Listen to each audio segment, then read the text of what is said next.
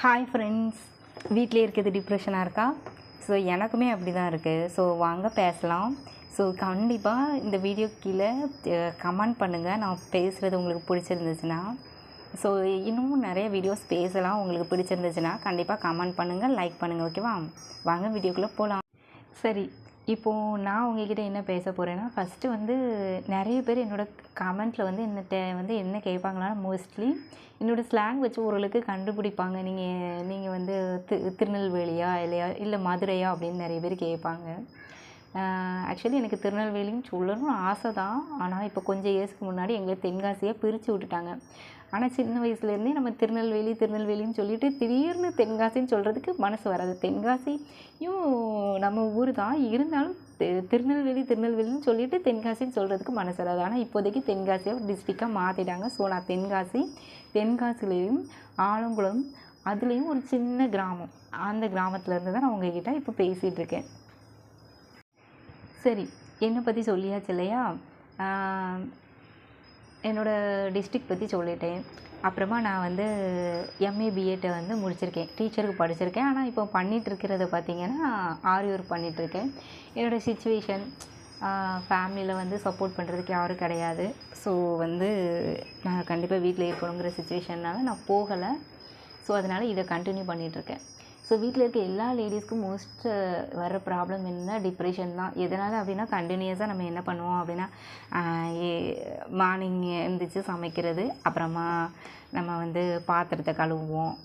Next என்ன பண்ணுவோம், wash பண்ண வேண்டியிருந்தால், துணி வாஷ் பண்ண வேண்டியிருந்தால் அதை பண்ணுவோம். இதை டெய்லி ரொட்டீனாக பண்ணிகிட்டே இருக்கும்போது நம்ம இவ்வளோ மார்னிங்லேருந்து நைட் வரைக்கும் நமக்கு வேலை செஞ்சிட்டே இருந்தாலும் நமக்கு கிடைக்கிற பட்டம் என்னமோ, நீ வீட்டில் சும்மா தான் இருக்க அப்படிங்கிறது தான். மோஸ்ட்லி வீட்டில் இருக்கிறவங்க சொல்கிறாங்களோ இல்லையோ, வெளியில் இருக்கிறவங்க ரொம்ப ஈஸியாக சொல்லிட்டு போயிடுவாங்க, நீ என்ன வேலைக்காக போயிட்டுருக்க, நீ வந்து வீட்டில் தானே இருக்க அப்படின்னு நம்மளை சொல்லுவாங்க. இந்த வீட்டில் தானே இருக்க அப்படின்னு சொல்கிற விஷயங்க நிறைய பொண்ணுங்களை வந்து ரொம்ப டிப்ரெஸ் ஆகுதுன்னு நினைக்கிறேன் நான். இதுக்கு முன்னாடிலாம் பிஸ்னஸ் பண்ணுறவங்க ரொம்ப கம்மி. ஆனால் இப்போது இன்ஸ்டாகிராமை திறந்தாலே எல்லோரும் நான் ஒரு பிஸ்னஸ் பண்ணுறேன், நீ ஒரு பிஸ்னஸ் பண்ணுறேன்னு எல்லாருமே பிஸ்னஸ் வந்து செய்கிறாங்க. இது ஒரு விதத்தில் பாராட்டக்கூடிய விஷயமா இருந்தாலும், ஒரு விதத்தில் நிறைய பொண்ணுங்களை டிப்ரெஷன் ஆகுது. எதனால் அப்படின்னா, எல்லோரும் ஏதோ ஒரு விஷயம் பண்ணுறாங்க, நம்ம தான் எதுவுமே பண்ணாமல் வீட்டில் இருக்கோம் அப்படிங்கிறது. ஆனால் நம்ம அம்மா காலத்துலேயோ நம்ம பாட்டி காலத்துலேயோ அவங்க வந்து வெளியில் வேலைக்கு போகிறது தான் அவங்களுக்கு வந்து ஒரு தடையாக இருந்திருக்கும் மேபி. அப்போவும் நம்ம அம்மா பாட்டியெல்லாம் காட்டு வேலைக்கு போயிருப்பாங்க. கொஞ்சம் கிராமத்தில் இருக்கிறவங்கலாம், சிட்டியில் இருக்கிறவங்க கொஞ்சம் வெளியில் வேலைக்கு போவோம். மோஸ்ட்லி லேடிஸ் வந்து வீட்டில் தான் இருப்பாங்க. ஆனால் இப்போ உள்ள பெண்களுக்கு தான் நம்ம வந்து வீட்டு வேலையும் பார்க்கணும், வேலைக்கும் போகணும் அப்படிங்கிற சிச்சுவேஷன் இருக்குது அப்படின்னு நான் வந்து கன்ஃபார்மாக சொல்லுவேன். இந்த ப்ராப்ளம் வந்து நிறைய பேருக்கு இருக்குது. ஆனால் நான் இன்னொன்று சொல்கிறது என்னென்னா, இதை வந்து நீங்கள் மற்றவங்களுக்காக உங்களை வந்து நீங்கள் சேஞ்ச் பண்ணிக்காதீங்க. உங்களுக்கு உங்களோட ஐடென்டிட்டியை ப்ரூவ் பண்ணணும், உங்களுக்கு வந்து ஃபினான்ஷியலாக சப்போர்ட்டிவாக இருக்கணும் உங்கள் ஹஸ்பண்ட்க்கு அப்படின்னு நினச்சிங்கன்னா நீங்கள் போங்க. நம்ம அம்மா அப்பா வந்து, அதாவது நம்ம ஜென்ரேஷனுக்கு முன்னாடி நம்ம அம்மா, நம்மளோட பாட்டி ஜென்ரேஷன்லலாம் அவங்க வந்து வீட்டிலே தான் மோஸ்ட்லி இருந்திருப்பாங்க. வேலைக்கு போகிறது ரொம்ப ரேர் தான். அவங்களுக்கு வேலைக்கு போகிறதுக்கு தான் தடையாக இருந்துச்சு. ஆனால் இப்போ உள்ள பெண்கள் நம்ம வீட்டிலே இருக்கணும்னு நினச்சா கூட நீங்கள் வேலைக்கு தான் போயாகணும் அப்படிங்கிற மாதிரி ஒரு சூழ்நிலையை க்ரியேட் பண்ணுது இந்த இன்ஸ்டாகிராமாக இருக்கட்டும், எந்த சோஷியல் மீடியா எல்லாமே. எல்லா பொண்ணுங்களும் ஏதோ ஒன்று பண்ணுறாங்க, நம்ம பண்ணணும் அப்படிங்கிற ஒரு டிப்ரெஷன் ஆகுது. ஆனால் உங்களை நான் வந்து டிப்ரெஷன் ஆகாமல் இருக்கிறதுக்கு சில விஷயங்கள் நீங்கள் பண்ணுங்கள் கண்டிப்பாக. எல்லோரும் பண்ணுறாங்க, நம்மளும் பண்ணணும்னு சொல்லி நிறைய பிஸ்னஸில் நிறைய பேர் லாஸ் ஆகி தான் இருக்கும். அதுதான் உண்மை. இப்போ நானே யூடியூப் சேனல் ஆரம்பித்து 2 இயர்ஸ் ஆகிட்டு பெருசாக ரீச் ஆகிருக்கேனா அப்படின்னு கேட்டால் கண்டிப்பாக இல்லை. பிஸ்னஸ் பெருசாக போயிருக்கா அப்படின்னு கேட்டால் அதுவும் இல்லை. அதுதான் உண்மை. ஆனால் நான் விட போகிறதில்ல. கண்டிப்பாக என்னோடய ஐடென்டிட்டி இது தான். நான் வந்து முயற்சி பண்ணணும் அப்படிங்கிறதுல ரொம்ப ஸ்ட்ராங்காக இருக்கேன். நான் என்ன சொல்கிறேன்னா, உங்களுக்கு தோணி நீங்கள் வந்து பிஸ்னஸ் ஸ்டார்ட் பண்ணுங்கள் அப்படின்னு நான் சொல்கிறேன். மற்றவங்களுக்காகவோ சோசியல் மீடியா ப்ரெஷருக்காகவோ நீங்கள் அந்த போலி அந்த இதை மட்டும் நம்பி நீங்கள் ஸ்டார்ட் பண்ணாதீங்க. எனக்கு ஒரே நல்ல 100 ஆர்டர்ஸ் வந்திருக்கும்பாங்க, எனக்கு ஒரே நல்ல இவ்வளோ ஆர்டர்ஸ் வந்திருக்கு, இவ்வளோ டிஸ்பேச் பண்ணியிருக்கேன்னு சொல்லுவாங்க. இது எதுவுமே உண்மை கிடையாது.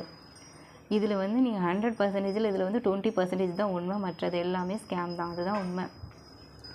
நான் ஆரி ஒர்க் ஸ்டார்ட் பண்ணி எனக்கு ஃபஸ்ட்டு ஆர்டரே 6 மாதம் கழிச்சு தான் ஃபஸ்ட்டு ஆர்டர் கிடச்சிச்சு. அதுதான் உண்மை, இதுதான் ரியாலிட்டி. அதே மாதிரி ஒன் டேல இவ்வளோ ஆர்டர் வருது இந்த மாதிரிலாம் காமிக்கிறதும் பொய் தான். ஸோ இதெல்லாம் பார்த்து நீங்கள் டிப்ரெஷன் ஆகி பிஸ்னஸ் ஸ்டார்ட் பண்ணாதீங்க. அப்புறம் வீட்டிலே இருக்கிறது நமக்கு ஏன் ப்ரெஷர் ஆகுதுன்னா, நம்ம திரும்பி ரொட்டீனாக அதே ஒர்க்கை பண்ணுறது தான் நம்மளோட ரீசன். ஸோ நீங்கள் இந்த மாதிரி விஷயங்களை அவாய்ட் பண்ணுறதுக்கு கண்டிப்பாக சாங்ஸ் கேளுங்க, கிராஃப்டிங் கற்றுக்கோங்க. அப்புறமா அந்த கூடெல்லாம் பின்னுவாங்களே, அப்புறம் புக்ஸ் ரீட் பண்ணுங்கள். புக்ஸ் ரீட் பண்ணுற மாதிரி இந்த உலகத்துலேயே ஒரு மைண்டை வந்து பீஸ்ஃபுல் ஆக்குறதுக்கு ஒரு விஷயமே கிடையாது. ஃப்ரெண்ட்ஸ், சீரியஸாக சொல்கிறேன், நமக்கு படிக்கிறதுக்கு பிடிக்காது, அதுதான் உண்மை. மோஸ்ட்லி எல்லோரும் அப்படி தான் இருப்போம். ஆனால் வந்து நீங்கள் வந்து புக்ஸ் ரீட் பண்ணி பாருங்களேன், நாவல்ஸாக இருக்கட்டும். ஃபஸ்ட்டு ஸ்டார்ட் பண்ணுங்கள், நாவல் ஸ்டார்ட் பண்ணி பாருங்கள். ஒன்ஸ் டைம் நீங்கள் அதை வந்து ஸ்டார்ட் பண்ணிட்டீங்கன்னு வச்சுக்கோங்களேன், உங்களுக்கு அப்புறம் மைண்ட் பீஸ்ஃபுல்லாக இருக்கும் நீங்கள் வீட்டில் இருக்கும்போது. கண்டிப்பாக. அதே மாதிரி சாங்ஸ் கேளுங்க. இது ரொம்ப உங்களை வந்து டிப்ரெஷன்லேருந்து அப்படியே வெளியில் கொண்டுட்டு வரும். நிறைய ஸ்டோரிஸ் கேளுங்க. மைண்டை மேக்ஸிமம் பீஸ்ஃபுல்லாக வச்சுக்கோங்க. அதுக்கப்புறம் நமக்கு லேடிஸ்க்கு மேக்ஸிமம் ப்ராப்ளம் நமக்கு சப்போர்ட்டிவாக யாரும் இல்லை அப்படிங்கிறது தான். ஹஸ்பண்ட் சப்போர்ட்டிவாக இல்லை, மாமியார் சப்போர்ட் இல்லை, அம்மா சப்போர்ட் இல்லை. இந்த மாதிரி யார் சப்போர்ட்டிவ் இல்லைனாலும் நம்ம கண்டிப்பாக நெக்ஸ்ட் லெவலுக்கு நம்ம போய் தான் ஆகணும். அதுலேயே நம்ம இருக்க முடியாது. ஸோ அதை வந்து நீங்கள் மைண்ட்குள்ளே ஏற்றாதீங்க. நெக்ஸ்ட் அடுத்தடுத்த லெவலுக்கு நம்ம போயிட்டே இருக்கணும். அதே மாதிரி மற்றவங்களுக்காக உங்களை அது பண்ணணும் இது பண்ணணுங்கிறதுலையும் விட்டுருங்க. காலையிலேருந்து நைட்டு வரைக்கும் நம்ம உங்கள் வீட்டுக்காக தான் நீங்கள் உழைக்கிறீங்க. ஸோ உங்களுக்கு வந்து சம்பளம் வந்து கண்டிப்பாக கொடுக்கணும். அந்தளவுக்கு நம்ம வந்து வேலை பார்க்குறோம் ஒவ்வொரு லேடிஸும். ஸோ அதை நம்ம சம்பளமே வேலை பார்க்குறோம். ஸோ நமக்கு எதுக்கு கில்ட் வரணும்? நம்ம கண்டிப்பாக கில்ட் இல்லாமல் தான் இருக்கணும். ஸோ ஹாப்பியாக இருங்க, புக்ஸ் ரீட் பண்ணுங்கள், சாங்ஸ் கேளுங்க. ஸோ ஏதாவது சொல்லணும் அப்படின்னு ஆசைப்பட்டீங்கன்னா கமெண்ட்டில் கமெண்ட் பண்ணுங்கள்.